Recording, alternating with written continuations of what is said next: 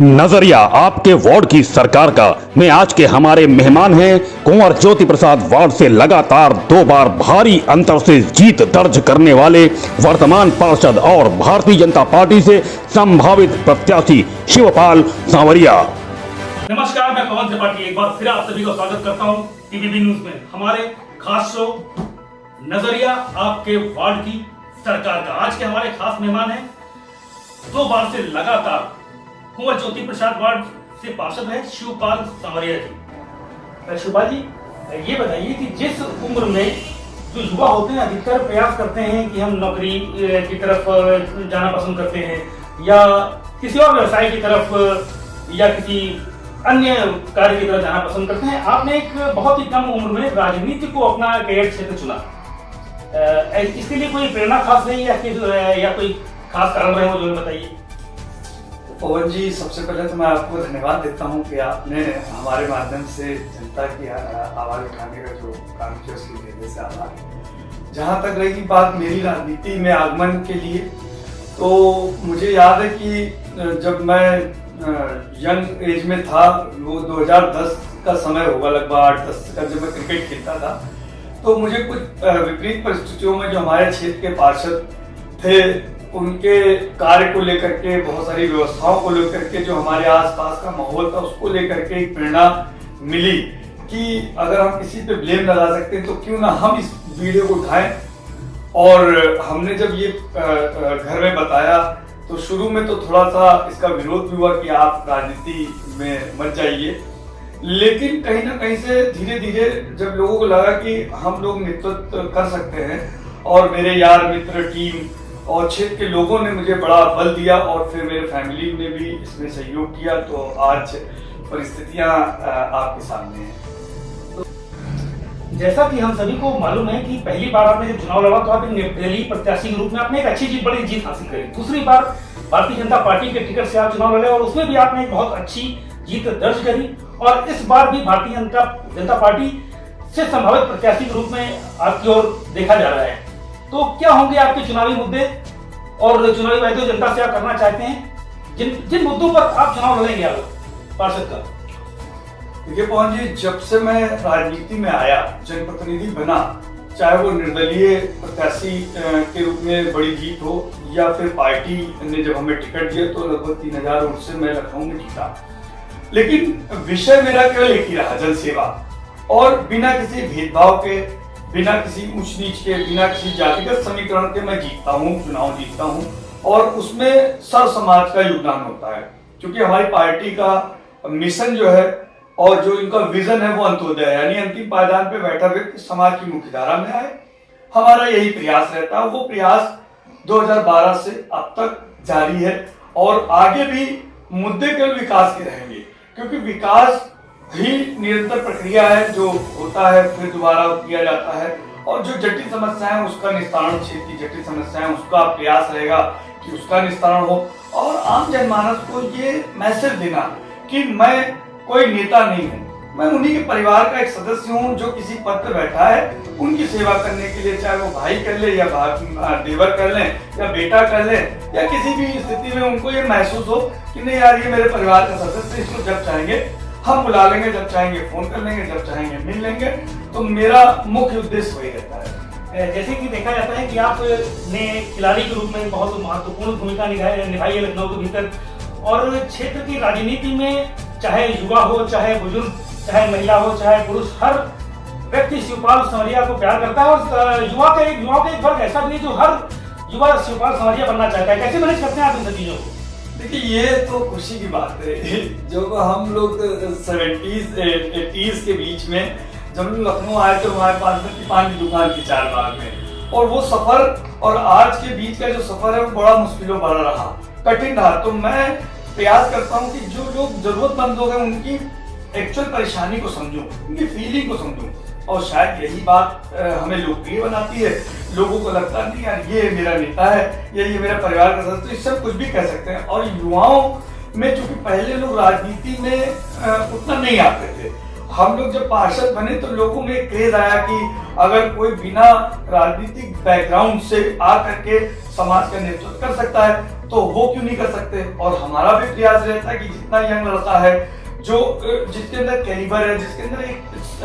जनसेवा करने की एक क्षमता है या उसका मन है, तो हम भी उसको बढ़ाने का प्रयास करते हैं, आगे वो बढ़े। और चूंकि हम हो सकता है कि निकट भविष्य में उस पद पे ना पहुंच पाए, लेकिन अगर हमारे बीच का या हमारे द्वारा आगे बढ़ाया गया कोई लड़का अगर किसी बड़े पद पे जाएगा तो भी मुझे खुशी है।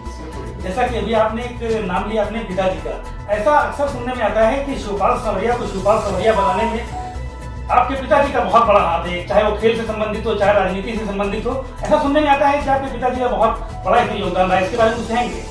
देखिए, आज जो कुछ मैं हूँ ये पूरा समाज जानता है और हमारे क्षेत्र का हर एक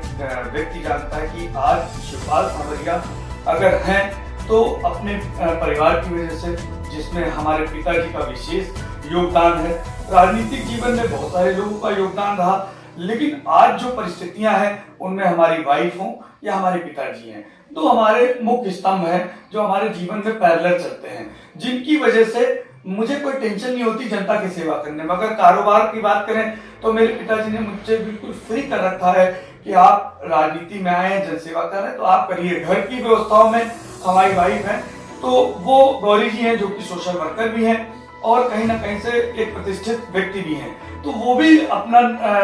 कार्यभार बहुत ईमानदारी से करती हैं, जिसकी वजह से मुझे बहुत टाइम मिलता है। तो मैं फुल टाइमर हूँ जनसेवा के लिए। मैं इसी सवाल पर आने वाला था कि जैसा कि सुनने में आया है कि महिला सीट हो रही है, आरक्षित हो रही है ये, और चूंकि गौरी जी को भी मैंने कई कार्यक्रमों में देखा है और सोशल मीडिया पे भी समाज सेवा में बहुत आगे रहती हैं और बहुत सारे कार्यक्रमों में उनका योगदान रहता है। तो क्या जो चुनाव आ रहे हैं अगर इस तरह का कुछ होता है, महिला सीट आरक्षित होती है, तो क्या उनको चुनाव में मैदान में उतारेंगे आप? देखिए, परिवार पूरी तरह से जनसेवा में संलिप्त रहता है हर समय, तो अगर ऐसी कोई परिस्थिति आती है और महिला, क्योंकि वो भी एक सक्रिय कार्यकर्ता भी है और जब भी चुनाव होते हैं वो अपनी सक्रियता रहती है और सामाजिक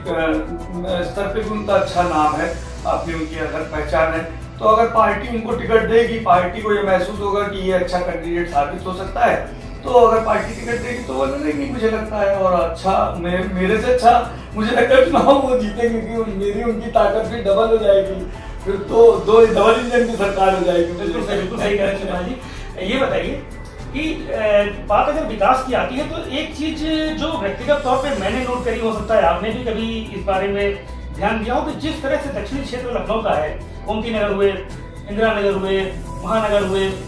तो विकास जो हुआ है वो सौंदर्यीकरण के साथ हुआ है, जिससे कहीं ना कहीं मुझे लगता है राजाजीपुरम या पश्चिम विधानसभा क्षेत्र कुछ अछूता सा लगता है। चमकती सी लाइटें और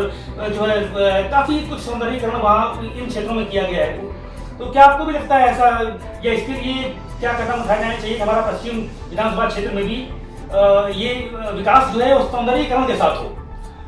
देखिए, ये माने या ना माने कर सकते हैं, क्योंकि जो हार्ट ऑफ द सिटी है वो हम ये मानते हैं कि लखनऊ का जो मेन इलाका है जहाँ पे वीआईपी मूवमेंट्स होते हैं उसका भी एक कारण है, और वीआईपी लोग भी रहते हैं वो भी एक कारण है। कहीं ना कहीं कारण ये भी रहा कि जो हमारे क्षेत्र के बड़े जनप्रतिनिधि रहे, एमएलए रहे, उनका एक वो भी उदासीनता वाली विषय रहा। लेकिन मैं गर्व के साथ कहता हूँ कि आज जो हमारे सांसद हैं माननीय राजनाथ जी, आज जो भी आप राजाजीपुरम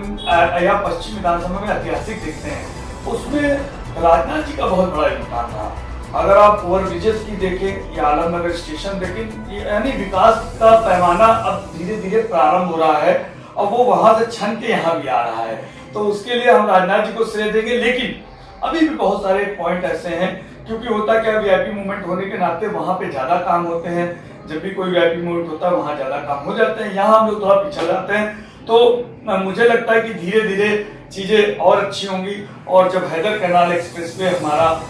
बन जाएगा तो राजाजीपुरम भी मुख्य धारा में जुड़ जाएगा। कि अभी थोड़ा सा कटा है क्योंकि इंटर मार्ग उतने अच्छे नहीं, लेकिन राजनाथ जी के सहयोग से कुछ चीजें अच्छी हो रही हैं। अभी रानी छिबाई वाला ओवरब्रिज 31 तारीख को उद्घाटन है, ये 2 ओवरब्रिज आप जानते हैं कौन जी ये मिले हैं, और इनकी वजह से भी मूवमेंट बहुत तेज अच्छा हुआ है। तो बहुत सारी चीजें आ रही।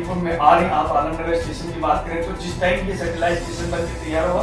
तो राजीव भी वीआईपी श्रेणी में आएगा। और यहाँ भी जैसे ही आप देखेंगे, हमने प्रयास किया, आप ई ब्लॉक जाए तो जो रोड लाइटें हैं वो हमने अपने प्रयास से लगवाई। तो धीरे धीरे चीजें अच्छी हो रही हैं। हम उम्मीद करेंगे आने वाले कार्यकाल में हम और बड़ी बड़ी चीजें यहाँ पे लाएं और जनता को ये महसूस कराएं कि ये क्षेत्र भी उसी की तरह वीआईपी है जैसे हजरतगंज, गोमती नगर या इंदिरा नगर। टीवीबी न्यूज के माध्यम से जो हमारी आम जनता है, जो हमारे वोटर हैं, उनको कोई संदेश जो आप देना चाहें? देखिए, मैं सबसे पहला संदेश केवल यही देना चाहता हूँ कि जो चुनाव आए, चाहे वो संसदीय चुनाव आए, चाहे वो नगरीय निकाय चुनाव आए, इसमें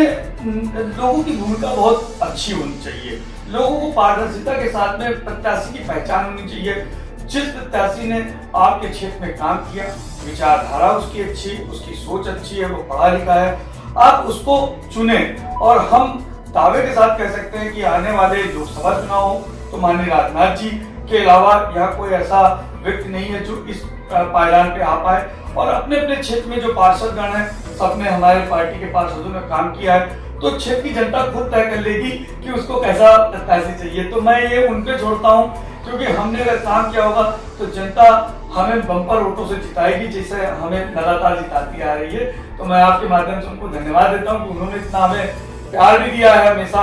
और आगे भी उनका ये प्यार यूं ही बरकरार रहे। यही आपका बहुत बहुत शुक्रिया हमसे बात करने के लिए, हमको समय देने के लिए। बने रहिए हमारे साथ लगातार और भी खबरों के लिए। पावन त्रिपाठी, टीवीबी न्यूज, लखनऊ।